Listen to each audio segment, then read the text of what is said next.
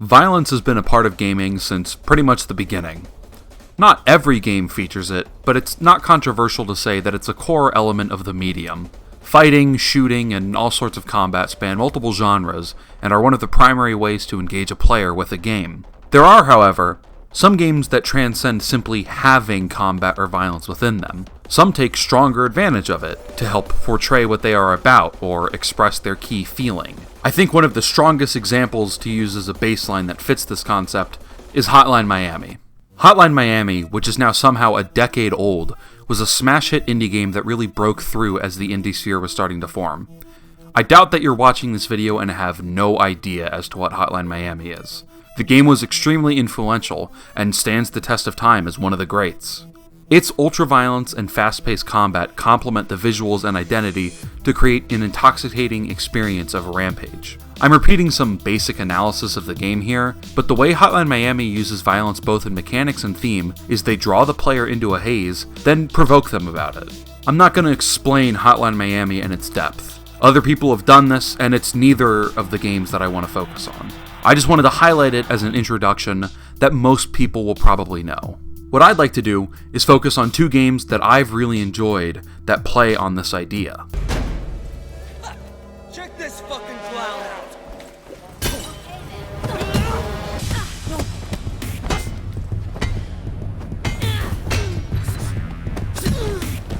Drop your...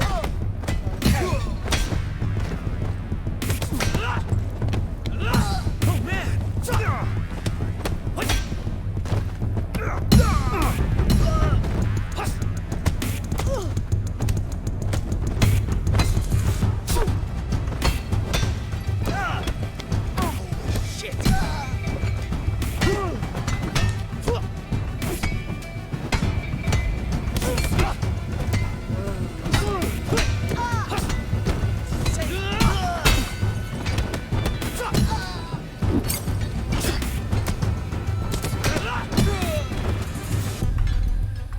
Sifu is a game that did not get the attention it deserved. It is a game that is entrenched in martial arts, paying homage to many of the top films, and is made with a clear passion for the artistry involved. Mechanically, Sifu is almost something you could consider to be the evolution of the older style beat-em-ups, adopting an over-the-shoulder angle and an arguably deeper combat system, while also boasting excellent presentation. The combat is very focused on pacing and tempo, which ties into what I consider to be Sifu's primary theme and gameplay: discipline. Sifu uses violence to provoke thoughts of discipline. In gameplay, as I mentioned, this is handled through the pace of combat and the ebb and flow involved. It's actually a lot like a fighting game, in terms of knowing when to take your turn, how to set up and run your offense. Knowing how and when to steal turns is also important, though I'd like to focus more on the defensive options.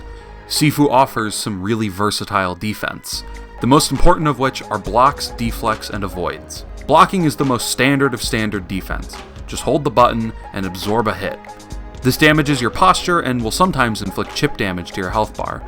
A deflect is when you perfectly time a block and will parry the incoming move. Most notably, it provides you with a larger opening, and while it does damage your posture, it does it to a lesser degree. Deflects will generally offer the largest opening and give you the best opportunity to steal turns and change the pace of a fight in your favor. The risk involved being, if you mistime a deflect, you might just eat shit. Avoids are vertical dodges in place that are performed by tapping either up or down while holding block. If done correctly, avoiding attacks will actually restore your posture, and it's generally a safer option than going for deflects while still trying to gain some advantage. They do have the weakness in that you have to guess whether the enemy is swinging high or low.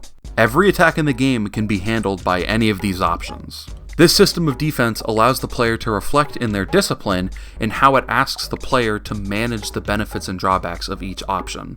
Admittedly, while there's very little reason to standard block attacks, besides that it's the easiest option, there is a very compelling list of reasons to mix between avoiding and deflecting, incentivizing the player to spend the time to hone their abilities in understanding and internalizing the many attacks and situations that call for the both of them.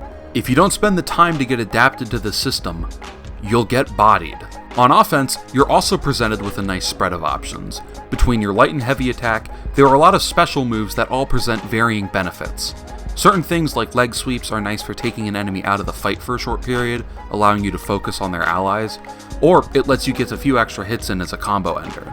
Things like pushing enemies away is also incentivized for how it similarly lets you generate space, or continue your pressure. Training and understanding when and why to use your expansive move list is important for knowing to push your advantages that are generated during defense. These two in tandem lead to fighting, or violence, being the core focus of Sifu. The entire game is structured around these mechanics of combat, and its presentation is entirely aware of this. Sifu is one of the few games I've played where I found myself focused on and complimenting its cinematography. Almost every fight is presented with a very intentional camera angle and perspective to properly convey what the scene is attempting. This is where some of the martial arts movie influence can be felt most. They put in so much work to make it actually feel like you're playing one of those movies in real time, but not in the negative way that is generally associated with the idea of a movie game. One of my favorite fights in the entire game takes place on the second level in the nightclub. It's this constricted square arena, where the walls are tight and the camera is dragged in, and it's very dimly lit in a blue hue. You're surrounded by enemies and can't see anything, but as you fight, with each enemy takedown, the lights shift and pulse red, until the end when it goes quiet and all you see is red. This scene says more to me about Sifu's view on violence than all of the game's dialogue and story.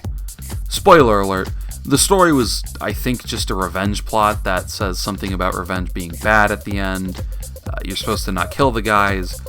I didn't find myself that interested in the story being presented. I was, however, interested in the themes that the gameplay showcases. Like the scene I just described, it's far more compelling. It's not the deepest out there, but the presentation involved with the usage of color and darkness while fighting adds a lot to the situation. You're shown the world changing around you as your violence is ending lives, showing it growing darker and more aggressive. And through it, the game is trying to provoke this concept of discipline and thinking of why one fights and who they choose to fight. This concept is repeated throughout many of the encounters in the game and is something that both the main character and player are grappling with. To summarize, the mechanical depth allows for discipline in honing a skill, while the presentation and theming showcase this discipline in contemplating the whys involved. Both are achieved through violence. It comes from a place of understanding violence and encourages one to contemplate on both the consequences and the rationale surrounding it.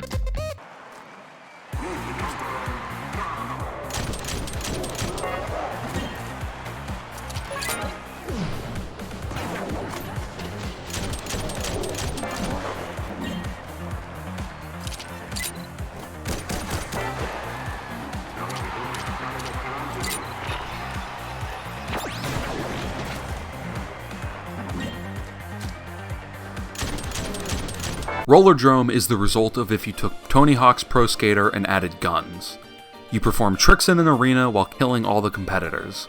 The game's entire DNA is in style, which is what it uses violence to achieve. Unlike Tony Hawk, where your combos are maintained by performing new tricks and manuals, reverts, what have you, in Rollerdrome, each multiplier for your combo is gained for each body you've laid to rest.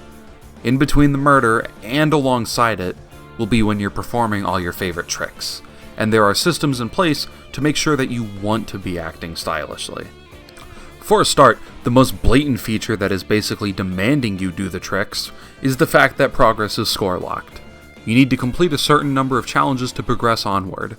This is baby's first score game though, but it is an important baseline to establish what the priorities are while playing. Surviving, merely finishing a level alive, is not enough. You are expected to perform. It's a game show after all, and you're the lead actor. The framing of these challenges is very similar to the Tony Hawks of the world. Get a certain amount of points, collect these tokens, do these tricks, except with, the addition of murder. Some are to perform tricks while killing an enemy. Some are to kill an enemy in a specific way.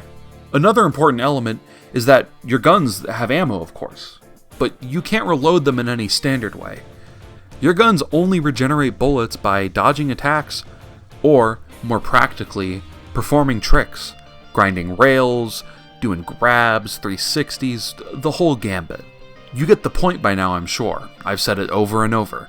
Everything in Rollerdrome is achieved by killing, and killing is achieved by acting stylishly and cool. The game's identity is entirely founded upon these concepts interlinking, though I don't want this to be a segment of just listing mechanics, so let's move along.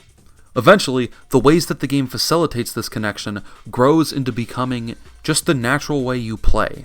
The player grows so accustomed to it that they don't have to think at all about performing. They just do.